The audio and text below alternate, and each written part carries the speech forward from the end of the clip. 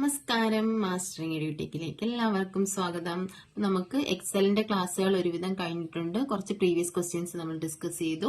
നമ്മൾ പവർ പോയിന്റിലേക്കാണ് പോകുന്നത്. അപ്പൊ അതിനിടയ്ക്ക് വെച്ചിട്ട് എക്സലിന്റെയും വേർഡിന്റെയൊക്കെ പ്രീവിയസ് ക്വസ്റ്റ്യൻസ് നമുക്ക് ഡിസ്കസ് ചെയ്യാം. അപ്പോൾ പവർ പോയിന്റിന്റെ ക്ലാസ്സിലേക്ക് പോകാം. പവർ പോയിന്റ് നമുക്ക് കുറച്ചേ പഠിക്കാനുള്ളൂ. എന്തായാലും നമ്മൾ വേർഡിലും എക്സലിലും പഠിച്ച കുറെ കാര്യങ്ങൾ തന്നെയാണ് പവർ പോയിന്റിൽ വരുന്നത്.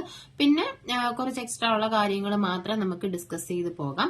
അപ്പം പവർ പോയിന്റ് എന്ന് പറഞ്ഞാൽ ഒരു പ്രസന്റേഷൻ സോഫ്റ്റ്വെയർ ആണ്. പ്രസന്റേഷൻ സോഫ്റ്റ്വെയർ എന്ന് പറഞ്ഞാൽ നമുക്ക് പ്രസന്റേഷൻസ് ഒക്കെ തയ്യാറാക്കാൻ സബ്മിറ്റ് ചെയ്യാൻ വേണ്ടിയിട്ട് അപ്പം എന്തെങ്കിലും കാര്യങ്ങളെ പറ്റിയിട്ട് നമ്മൾ സാധാരണയായിട്ട് ഈ ക്ലാസ് ഒക്കെ എടുക്കുന്നവരാണ് കൂടുതലും പ്രസന്റേഷൻസ് യൂസ് ചെയ്യുന്നത്. അതായത് അവർക്ക് പറയാനുള്ള ആ ഒരു കാര്യങ്ങളെ പറ്റിയിട്ടുള്ള ചെറിയ ചെറിയ പോയിന്റ്സ് ഓരോ സ്ലൈഡ്സിലായിട്ട് കൊടുത്തിട്ട് അതിനെ പറ്റിയിട്ട് നമ്മൾ എന്ത് ചെയ്യും, ഡിസ്കസ് ചെയ്യും. അപ്പൊ അതിന് വേണ്ടിയിട്ടൊക്കെയാണ് പ്രസന്റേഷൻ യൂസ് ചെയ്യുന്നത്, അല്ലെങ്കിൽ പവർ പോയിന്റ് യൂസ് ചെയ്യുന്നത്. അപ്പൊ പ്രസന്റേഷൻ തയ്യാറാക്കാൻ വേണ്ടിയിട്ട് യൂസ് ചെയ്യുന്ന ഒരു സോഫ്റ്റ്വെയർ ആണ് പവർ പോയിന്റ് എന്ന് പറയുന്നത്. അപ്പൊ എക്സാമിന് ചോദിക്കും, dash is A presentation software. ഏതാണ്? പവർ പോയിന്റ് ആണ് ഒരു പ്രസന്റേഷൻ സോഫ്റ്റ്വെയർ എന്ന് പറയുന്നത്. ഇപ്പൊ നമ്മൾ ഈ സ്ക്രീനിൽ കാണുന്നതാണ് നമ്മുടെ പവർ പോയിന്റിന്റെ ഒരു വിൻഡോ എന്ന് പറയുന്നത്. നമ്മൾ പവർ പോയിന്റ് ഓപ്പൺ ആക്കുമ്പോൾ ഇങ്ങനെ ആയിരിക്കും വരുന്നത്. അപ്പൊ നമ്മൾ നോർമലി പറയുന്ന കണക്ക് തന്നെ ഇതിനകത്ത് എന്തുണ്ട്, ഒരു ഓഫീസ് ബട്ടൺ ഉണ്ടായിരിക്കും. നമ്മൾ വീട്ടിലും എക്സലിലും ഒക്കെ നമ്മൾ പഠിച്ചതാണ്. ഇത് ഞാൻ ഡീറ്റെയിൽ ആയിട്ട് പറയുന്നില്ല. ഓഫീസ് ബട്ടൺ ഉണ്ടായിരിക്കും. ഓഫീസ് ബട്ടണിൽ ഉള്ള ഓപ്ഷൻസ് ഏതൊക്കെയാണ് നമ്മൾ പഠിച്ച? New, open, save, save as, അതുപോലെ തന്നെ print, prepare, send, publish, close. ഇത്രയും ഓപ്ഷൻസ് ആയിരിക്കും എവിടെയുള്ളത്? ഓഫീസ് ബട്ടണിലുണ്ടായിരിക്കും. പിന്നെ ഓഫീസ് ബട്ടണിനോട് ചേർന്ന് തന്നെ ഏറ്റവും മുകളിൽ കാണപ്പെടുന്ന ഈ ഒരു ബാറാണ് ഏതെന്ന് പറയുന്നത്? ടൈറ്റിൽ ബാർ എന്ന് പറയുന്നത്. എല്ലാത്തിലും ഏറ്റവും മുകളിലുള്ള ബാർ ടൈറ്റിൽ ബാർ തന്നെയായിരിക്കും. ടൈറ്റിൽ ബാറിന്റെ ഏറ്റവും ലെഫ്റ്റ് സൈഡിൽ ഓഫീസ് ബട്ടണിനോട് ചേർന്ന് ഒരു ചെറിയൊരു ബാർ കാണും. ഇതാണ് ക്വിക്ക് ആക്സസ് ടൂൾ ബാർ എന്ന് പറയുന്നത്. അപ്പൊ നമുക്ക് ക്വിക്കായിട്ട് നമ്മൾ കൂടുതൽ യൂസ് ചെയ്യുന്ന നമുക്ക് അത്യാവശ്യം എടുക്കാൻ വേണ്ട ടൂൾസ് ആയിരിക്കും ഈ ക്വിക്ക് ആക്സസ് ടൂൾ ബാറിൽ ഉണ്ടാവുക. ഇതിനെ നമുക്ക് കസ്റ്റമൈസ് ചെയ്യാം. ഇതിനകത്ത് മെയിൻ ആയിട്ടും ഉണ്ടായിരിക്കുന്ന ഓപ്ഷൻസ് ഏതൊക്കെയാണ്? Save, undo, redo. ഈ 3 ഓപ്ഷൻസ് ആയിരിക്കും ക്വിക്ക് ആക്സസ് ടൂൾ ബാറിൽ മെയിൻ ആയിട്ടും ഉണ്ടായിരിക്കുന്നത്. അൺഡുവിന്റെ ഷോർട്ട് കട്ട് കീ Ctrl+Z ആണ്. റിഡോയുടെ ഷോർട്ട് കട്ട് കീ Ctrl+Y ആണ്. സേവ് എല്ലാവർക്കും അറിയാലോ, Ctrl+S ആണ്. ഇനി ഇവിടെയുള്ള ടൂൾസിനെ വേണമെങ്കിൽ നമുക്ക് കസ്റ്റമൈസ് ചെയ്ത് ഇങ്ങോട്ട് കൊണ്ടുപോകാം. ഇതെല്ലാം നമ്മൾ വേടി പറഞ്ഞതുകൊണ്ട് പറയുന്നില്ല. ഇനി എന്താണുള്ളത്? Title bar. ടൈറ്റിൽ ബാറിൽ എന്തായിരിക്കും ഉണ്ടാവുക? Name of the presentation. വേർഡാണെങ്കിൽ നെയിം ഓഫ് ദ ഡോക്യുമെന്റ്. അതുപോലെ തന്നെ പവർ പോയിന്റ് ആണെങ്കിൽ എന്താ? നെയിം ഓഫ് ദി പ്രസന്റേഷൻ ആയിരിക്കും. ഈ പ്രസന്റേഷന്റെ നെയിം ആയിരിക്കും എന്തുണ്ടാവുക? ടൈറ്റിൽ ബാറിൽ ഉണ്ടായിരിക്കുക. ഡീഫോൾട്ട് ആയിട്ട്, അതായത് നമ്മൾ സേവ് ചെയ്ത് കഴിഞ്ഞാൽ സേവ് ചെയ്ത നെയിം ആയിരിക്കും ഇവിടെ കാണിക്കുക. അത് സേവ് ചെയ്യുന്നതിന് മുന്നേ നമ്മൾ ഓപ്പൺ ആവുകയാണെങ്കിൽ ഡീഫോൾട്ട് ആയിട്ടൊരു നെയിം ആയിരിക്കും ഇവിടെ ഉണ്ടാവുക. ആ നെയിം അതെന്താണെന്ന് അറിഞ്ഞിരിക്കണം. ഇതെന്താണ്? പ്രസന്റേഷൻ 1 ആണ്. ഡോക്യുമെന്റിലും വേർഡിലും എക്സലിലും അതുപോലെ തന്നെ പ്രസന്റേഷനിലെയും ഡീഫോൾട്ട് നെയിംസ് അറിഞ്ഞിരിക്കുക. പവർ പോയിന്റിലാണെന്നുണ്ടെങ്കിൽ ഏതാണ് ഡീഫോൾട്ട് നെയിം എന്ന് പറയുന്നത്? പ്രസന്റേഷൻ 1 എന്നായിരിക്കും ഡീഫോൾട്ട് നെയിം. ഇനി നമ്മൾ ഒന്നും കൂടി നമ്മൾ ഇപ്പോൾ ഇത് സേവ് ചെയ്യാതെ ഇങ്ങനെ ഇട്ടിട്ട് തന്നെ അടുത്ത് നമ്മളൊന്ന് ഓപ്പൺ ചെയ്യുകയാണെന്നുണ്ടെങ്കിൽ പ്രസന്റേഷൻ 2 എന്ന് വരും. അപ്പോൾ ഇവിടെ എന്താണ് കാണിക്കുന്നത്? പ്രസന്റേഷൻ 1. പിന്നെ ഈ ടൈറ്റിൽ ബാറിൽ തന്നെയായിരിക്കും എന്തുണ്ടാവുക? Minimise, maximise, restore button and close button ഉണ്ടാവുക. അതിന്റെ തൊട്ട് താഴെ ഒരു ബാർ ഉണ്ട്, കണ്ടോ? ഇത് ഇത്രയും കൂടി ചേർന്ന് ഈ ഒരു ഈ ബാറിനകത്താണ് എന്തൊക്കെ വരുന്നത്? നമ്മുടെ മെയിൻ ആയിട്ടുള്ള ടാബ്സ് വരുന്നത്. എത്ര ടാബുകളാണ് പ്രസന്റേഷനിൽ ഉണ്ടാവുക, പവർ പോയിന്റിൽ ഉണ്ടാവുക? മെയിൻ ആയിട്ടും 7 ടാബുകളാണ് ഉണ്ടാവുക. ഈ 7 ടാബുകൾ ഏതൊക്കെയാണ്? Home, insert, design, animation, slide show, review, view. അതായത് വേർഡിലും എക്സലിലും പവർ പോയിന്റിലും ഈ ടാബുകൾ വ്യത്യാസമുണ്ട്. അപ്പൊ നോക്കിയേ, ഇവിടെ എന്തൊക്കെയാണുള്ളത്? പവർ പോയിന്റിലുള്ള ടാബുകൾ ഏതൊക്കെയാന്ന് വെച്ചാൽ ഹോം ടാബ് ഉണ്ട്, ഇൻസേർട്ട് ടാബ് ഉണ്ട്. ഇത് രണ്ടും കോമൺ ആണ്, എല്ലാത്തിലും ഉണ്ട്, ഹോം ടാബും ഇൻസേർട്ട് ടാബും. ഇനിയുള്ളതിൽ ലാസ്റ്റ് വരുന്ന റിവ്യൂ ടാബും വ്യൂ ടാബും. ഇത് രണ്ടും എല്ലാത്തിലും കോമൺ ആയിട്ടുള്ളതാണ്. ഇതിനിടയിൽ വരുന്ന 3 എണ്ണത്തിലാണ് മാറ്റം വരുന്നത്. അപ്പൊ ഇത് പഠിച്ചു വെക്കുക. ഹോം ഉണ്ട്, ഇൻസേർട്ട് ഉണ്ട്, റിവ്യൂ ടാബ് ഉണ്ട്, വ്യൂ ടാബ് ഉണ്ട്. പിന്നെ പ്രസന്റേഷനിൽ വരുന്ന ഏതൊക്കെയാണ്? ഡിസൈൻ ടാബ് ഉണ്ട്, അനിമേഷൻസ് ഉണ്ട്, സ്ലൈഡ് ഷോ ഉണ്ട്.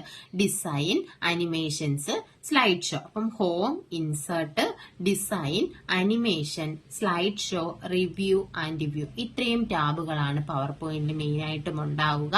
പിന്നെ നമുക്ക് താഴെ കണ്ടോ ഓരോ ടാബിലും ക്ലിക്ക് ചെയ്യുമ്പോൾ അതിന് റിലേറ്റഡ് ആയിട്ടുള്ള ടൂൾസ് ആയിരിക്കും താഴത്തെ ബാറിൽ വരിക. അപ്പൊ ഇതിനെല്ലാം കൂടി ചേർത്താണ് നമ്മൾ റിബൺ എന്നാണ് പറയുന്നത്. അപ്പൊ ഇതിനെന്താ പറയുന്നത്? റിബൺ എന്നാണ് പറയുന്നത്.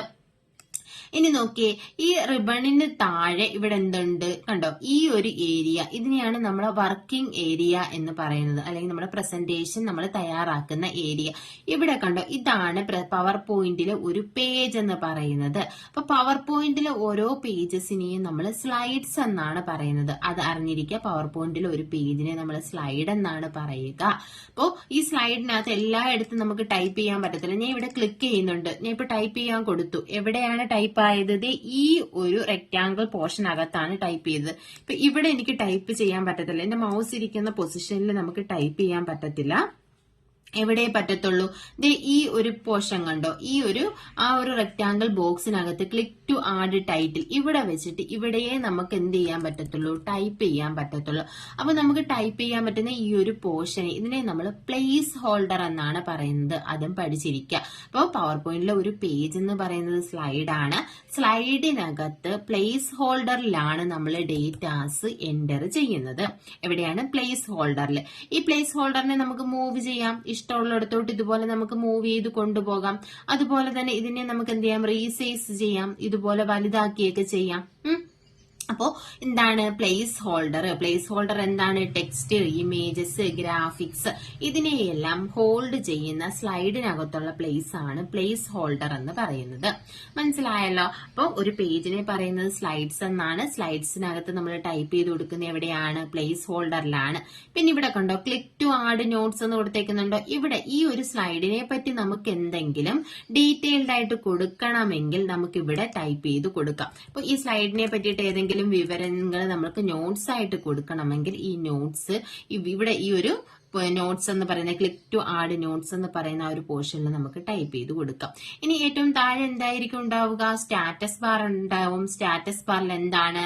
ഇവിടെ നമ്പർ ഓഫ് സ്ലൈഡ്സ്, എത്ര സ്ലൈഡ് നമ്മൾ യൂസ് ചെയ്തിട്ടുണ്ട്, ലാംഗ്വേജ്, അതുപോലെ തന്നെ ഇതിന്റെ തീംസ്, പിന്നെ വ്യൂസ്, ഏതൊക്കെ വ്യൂസ് ഉണ്ട്, അതുപോലെ തന്നെ സൂം സ്ലൈഡർ, ഇതൊക്കെ എവിടെയാണ് നമുക്ക് കാണാൻ പറ്റുന്നത്? സ്റ്റാറ്റസ് ബാറിലായിരിക്കും കാണാൻ പറ്റുന്നത്. ഇനി നമുക്ക് ഹോം ടാബിലേക്ക് പോകാം. ഹോം ടാബിലേക്ക് പോകുമ്പോൾ ഹോം ടാബില് ഇപ്പൊ നമ്മൾ പറഞ്ഞത് ഇമ്പോർട്ടന്റ് ആയിട്ടുള്ളത് സ്ലൈഡ് ആണ്. ഒരു പേജിനെ പറയുന്നത് സ്ലൈഡ് എന്നാണ്. പിന്നെ ഡീഫോൾട്ട് ആയിട്ടുള്ള നെയിം എന്ന് പറയുന്നത് പ്രസന്റേഷൻ 1 എന്നുള്ളതാണ്. പിന്നെ ടെക്സ്റ്റിനെയും ഗ്രാഫിക്സിനെയൊക്കെ ഇൻക്ലൂഡ് ചെയ്യുന്ന ആ ഒരു പോർഷനെ പറയുന്നത് പ്ലേസ് ഹോൾഡർ എന്നാണ് പറയുന്നത്. നോക്കിയേ ഹോം ടാബ്. ഹോം ടാബിനകത്തുള്ളത് ഏതൊക്കെയാണ് ഗ്രൂപ്പുകള്? ക്ലിപ്പ് ബോർഡ് ഗ്രൂപ്പ് ഉണ്ട്, സ്ലൈഡ്സ് ഉണ്ട്, ഫോണ്ട്, പാരഗ്രാഫ്, ഡ്രോയിങ്സ്, എഡിറ്റിംഗ്. അപ്പൊ ഇതിലെല്ലാം കോമൺ ആയിട്ട് നമ്മൾ പറയുന്നത് ക്ലിപ്പ് ബോർഡ് എല്ലാത്തിലും ഉണ്ടായിരുന്നു ഇല്ലേ? അതുപോലെ തന്നെ എഡിറ്റിംഗ് ഗ്രൂപ്പും എല്ലാത്തിനകത്തും ഉള്ളതാണ്. ഫോണ്ട് ഗ്രൂപ്പും എല്ലാത്തിലും വരുന്നതാണ്. ഇനി നോക്കിയേ പാരഗ്രാഫ് നമ്മൾ എക്സലിൽ വരുമ്പോൾ പാരഗ്രാഫ് ഗ്രൂപ്പും വ്യത്യാസം വരുന്നുണ്ട്. ഇപ്പൊ നോക്കി ഇതിൽ നോക്കി ക്ലിപ്പ് ബോർഡ്. ക്ലിപ്പ് ബോർഡിനകത്ത് എന്തുണ്ട്? Cut, copy, paste, format, painter, അത്രയും ഉണ്ട്. അതെല്ലാവർക്കും അറിയാവുന്നതാണ്. പിന്നെ വരുന്നത് സ്ലൈഡ്സ് ഗ്രൂപ്പാണ്. സ്ലൈഡ്സ് ഗ്രൂപ്പ് എന്ന് പറയുമ്പോൾ ഇതിനകത്ത് ന്യൂ സ്ലൈഡ് ഉണ്ട്, ലേഔട്ട് ഉണ്ട്, റീസെറ്റ് ഉണ്ട്, ഡിലീറ്റ് ഉണ്ട്. ഇത്രയും ഓപ്ഷനാണ് സ്ലൈഡ്സ് ഗ്രൂപ്പിനകത്ത് വരുന്നത്.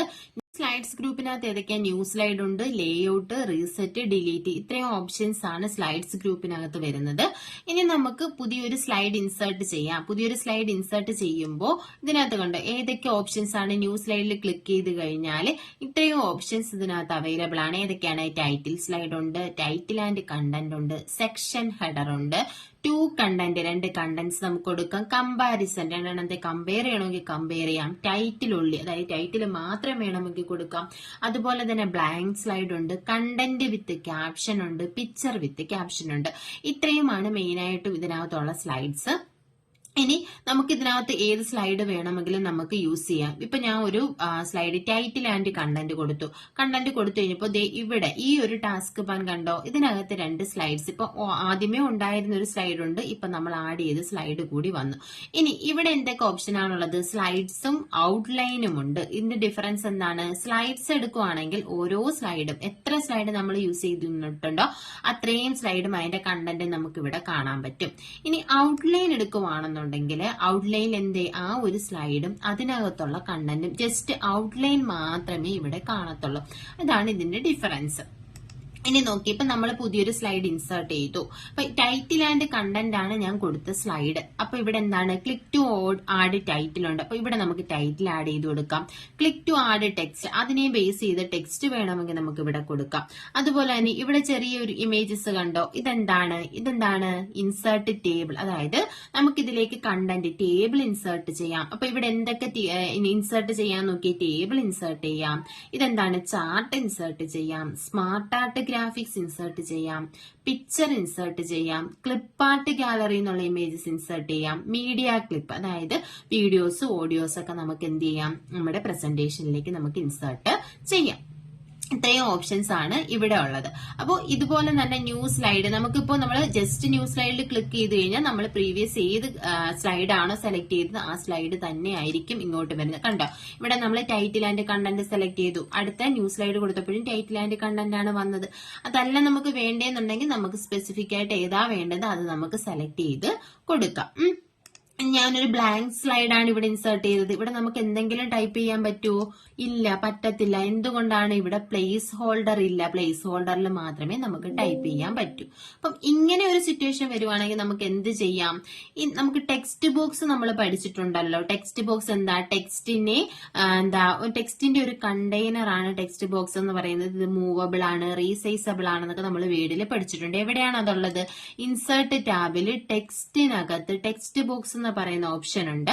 അപ്പൊ ഇത് നമുക്ക് ഇൻസേർട്ട് ചെയ്തിട്ട് ഇതിൽ ഞാൻ ക്ലിക്ക് ചെയ്ത് നമുക്ക് എവിടെയാ ടെക്സ്റ്റ് കൊടുക്കേണ്ടത് അത് നമ്മൾ ഡ്രാഗ് ചെയ്യുക. ഡ്രാഗ് ചെയ്തതിന് ശേഷം നമുക്ക് ഇവിടെ എന്ത് കൊടുക്കാം? ഇതിനകത്ത് നമ്മൾ റൈറ്റ് ബട്ടൺ ക്ലിക്ക് ചെയ്ത് എഡിറ്റ് ടെക്സ്റ്റ് അല്ലെങ്കിൽ ആഡ് ടെക്സ്റ്റ് ഓപ്ഷൻ കാണും. ഇത് കൊടുത്തിട്ട് നമുക്ക് എന്ത് ചെയ്ത് കൊടുക്കാം? നമുക്ക് വേണ്ട ടെക്സ്റ്റുകൾ നമുക്ക് ടൈപ്പ് ചെയ്ത് കൊടുക്കാം. എങ്ങനെയാണെങ്കിൽ നമ്മൾ ഈ ബ്ലാങ്ക് ആയിട്ടുള്ള സ്ലൈഡാണ് യൂസ് ചെയ്യുന്നതെങ്കിൽ. പിന്നെ ഈ ന്യൂ സ്ലൈഡ് ആഡ് ചെയ്യാനുള്ള ഷോർട്ട് കട്ട് കീ ഉണ്ട്. Ctrl+M ആണ് പുതിയൊരു സ്ലൈഡ് ഇൻസേർട്ട് ചെയ്യാനുള്ള ഷോർട്ട് കട്ട് കീ എന്ന് പറയുന്നത്. അപ്പൊ Ctrl+N ആണെങ്കിൽ ന്യൂ പ്രസന്റേഷനും, Ctrl+M ആണെങ്കിൽ ഇപ്പൊ നമ്മുടെ എക്സിസ്റ്റിംഗ് ആയിട്ടുള്ള പ്രസന്റേഷനിൽ പുതിയ സ്ലൈഡ് ഇൻസേർട്ട് ചെയ്യാനുള്ള ഷോർട്ട് കട്ട് കീ ആണ്. ഇപ്പൊ ഞാൻ Ctrl+M കാണിച്ചു തരാം നിങ്ങളെ. ഇപ്പൊ നമ്മൾ Ctrl+M കൊടുക്കുകയാണ്. Ctrl+M കൊടുത്തപ്പോ കണ്ടോ, ഇവിടെ 5ാമതൊരു സ്ലൈഡ് കൂടി വന്നു. ഇനിയും Ctrl+M കൊടുത്താൽ 6 എന്ന് പറയുന്ന ഒരു സ്ലൈഡ് കൂടി വരും. കണ്ടോ, ഇനി നമ്മൾ Ctrl+N ആണ് കൊടുക്കുന്നത്. ഞാൻ Ctrl+N കൊടുത്തപ്പോ കണ്ടോ പുതിയ ഒരു പ്രസന്റേഷൻ വന്നു. നമ്മൾ 6 സ്ലൈഡ് ഇൻസേർട്ട് ചെയ്തുകൊണ്ട് ഇവിടെ ഒരു സ്ലൈഡേ ഉള്ളൂ. ഇവിടെ എന്താണ് പേര് കൊടുത്തേക്കുന്നത്? പ്രസന്റേഷൻ 2. കണ്ടോ, ഞാൻ ഇത് കാണിച്ചു തരാം. അപ്പൊ ഇതെന്താണ്? പ്രസന്റേഷൻ 2. അപ്പൊ ഇതാണ് പുതിയ സ്ലൈഡ്. അപ്പൊ Ctrl+N എന്ന് പറഞ്ഞാല് പുതിയൊരു പ്രസന്റേഷൻ ആയിരിക്കും എന്താകുന്നത്? ഇൻസേർട്ട് ചെയ്യാൻ വേണ്ടിയിട്ട് പുതിയൊരു പ്രസന്റേഷൻ സ്റ്റാർട്ട് ചെയ്യാനാണ് Ctrl+N യൂസ് ചെയ്യുന്നത്.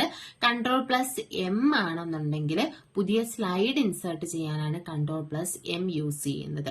അപ്പോൾ ഇതാണ് ബേസിക് ആയിട്ട് പ്രസന്റേഷനെ കുറിച്ച് പറയാനുള്ളത്. ഇനി നമുക്ക് അടുത്ത ടാബ്, അതായത് ഹോം ടാബിൽ ഏതൊക്കെ പറഞ്ഞു? ക്ലിപ്പ് ബോർഡ് ഉണ്ട്, സ്ലൈഡ്സ് ഉണ്ട്, പിന്നെ ഉള്ളത് ഫോണ്ട് ഗ്രൂപ്പ് ആണ്. ഫോണ്ട് ഗ്രൂപ്പ് നമുക്കറിയാം. ഫോണ്ട് ഗ്രൂപ്പിൽ ഏതൊക്കെ ഓപ്ഷൻസ് ഉണ്ട് നോക്കിയേ? ഫോണ്ട് ഉണ്ട്, ഫോണ്ട് സൈസ് ഉണ്ട്, ഗ്രോ ഫോണ്ട് ഉണ്ട്, ഷ്രിങ്ക് ഫോണ്ട് ഉണ്ട്, പിന്നെ ബോൾഡ്, ഇറ്റാലിക്, അണ്ടർലൈൻ. ഇതെന്താണ്? ഇത് സ്ട്രൈക്ക് ത്രൂ ആണ്. സ്ട്രൈക്ക് ത്രൂ ഉണ്ട്.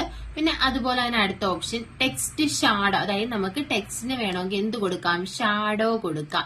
അതിന് വേണ്ടിയിട്ടാണ് ഏത് യൂസ് ചെയ്യുന്നത്? ടെക്സ്റ്റ്. കണ്ടോ, ഇങ്ങനെ ഷാഡോ വരും. ഇപ്പൊ അത് പോയില്ലേ? ഇപ്പൊ എന്ത് ചെയ്തു? ചെറിയൊരു ഷാഡോ വന്നു. ഇങ്ങനെ കൊടുക്കാൻ പറ്റും. അതിന് വേണ്ടിയിട്ടാണ് ടെക്സ്റ്റ് ഷാഡോ. പിന്നെ ഇതെന്ന് പറയുന്നത് ക്യാരക്ടർ സ്പേസിംഗ് ആണ്. അതായത് ക്യാരക്ടേഴ്സിന്റെ ഇടയിലുള്ള സ്പേസ് അഡ്ജസ്റ്റ് ചെയ്യാം. Very tight. കണ്ടോ, ക്യാരക്ടർ സ്പേസിംഗിൽ വരുന്ന ഓപ്ഷൻസ് ഏതൊക്കെയാണെന്ന് നോക്കണം. വെരി ടൈറ്റ് ഉണ്ട്, tight, normal, loose, very loose, more spacing. അപ്പൊ വെരി ടൈറ്റ് കൊടുത്തു നോക്കാം. നമ്മൾ വെരി ടൈറ്റ് കൊടുത്തപ്പോ കണ്ടോ ഇത് നല്ല അടുങ്ങി ഇരിക്കും. അപ്പൊ നീച്ച് വലുതാക്കി കാണിക്കാം.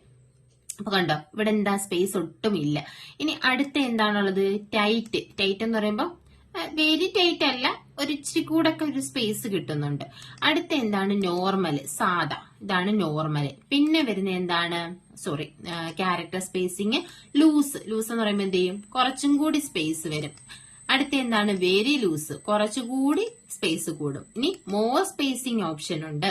മോർ സ്പേസിംഗ് കൊടുത്തു കഴിഞ്ഞാൽ കണ്ടോ ഇതുപോലെ ഒരു ഫോണ്ട് ഡയലോഗ് ബോക്സ് വരും.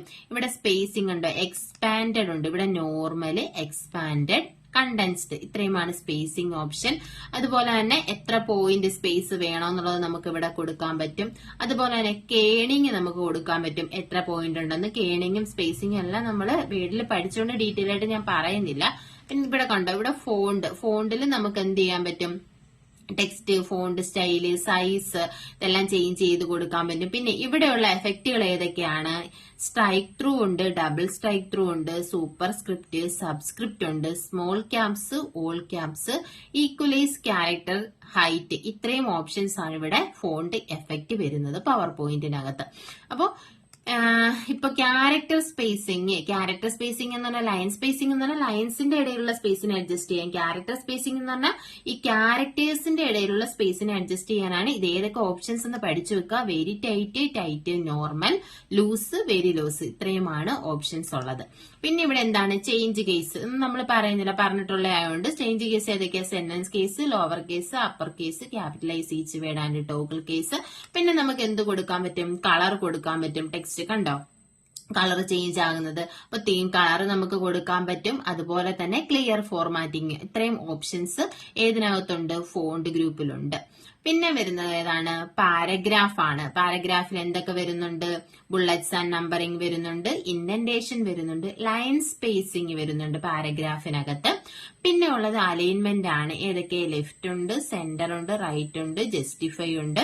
പിന്നെ ഈ പാരഗ്രാഫിലാണ് കോളം ഓപ്ഷൻ വരുന്നത് നമുക്ക് പാരഗ്രാഫ് ഗ്രൂപ്പിലാണ്. പിന്നെ ടെക്സ്റ്റ് ഡയറക്ഷൻ ഉണ്ട്, അലൈൻ ടെക്സ്റ്റ് ഉണ്ട്, കൺവേർട്ട് ടു സ്മാർട്ട് ആർട്ട് ഉണ്ട്.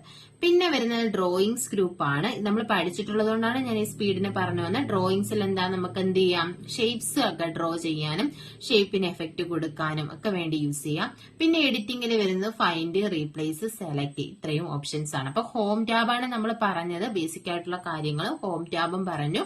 ഇതിൽ ഹോം ടാബിലുള്ളത് clipboard, slides, font, paragraph, drawings, editing, ഇത്രയുമാണ് ഹോം ടാബിനകത്ത് വരുന്നത്. നമുക്ക് ഇൻസേർട്ടും ഡിസൈനും അനിമേഷൻസും ഒക്കെ പഠിക്കാനുണ്ട്. അപ്പോൾ അത് അടുത്ത ക്ലാസ്സുകളിൽ ഡിസ്കസ് ചെയ്യാം. ക്ലാസ്സുകൾ ഇഷ്ടപ്പെടുവാണെങ്കിൽ ലൈക്ക് ചെയ്യുക, ഷെയർ ചെയ്യുക, കമന്റ് ചെയ്യുക. താങ്ക്